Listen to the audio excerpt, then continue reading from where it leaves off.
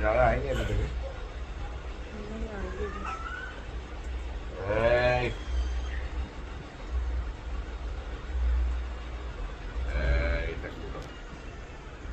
टकलो टकलो टकलो टकलो। बहुत सारी चीजें होगा, बहुत सारी चीजें तेरे को पकड़ने के लिए है।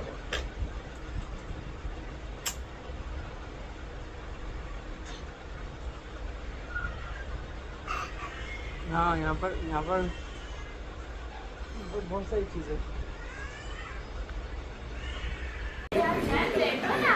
टकले का बीच पैर के बीच में रखो ना उसका सर, पैर के बीच में थोड़ा पैर फैलाओ, पैर के बीच में बस।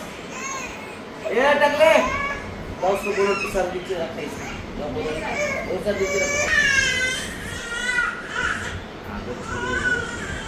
करो पीठ पे करो, पीठ पे करो, रिलैक्स करो। करो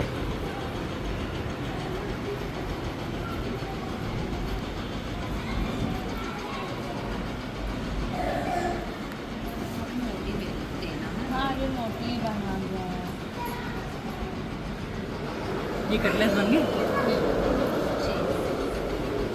चीज वाले प्याज को इधर से तोड़ के डाल पूरा है। क्या ये दूध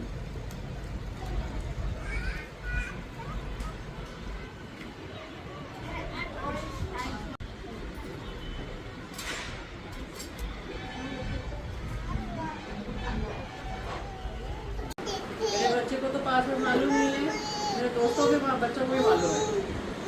आप बता देते हैं।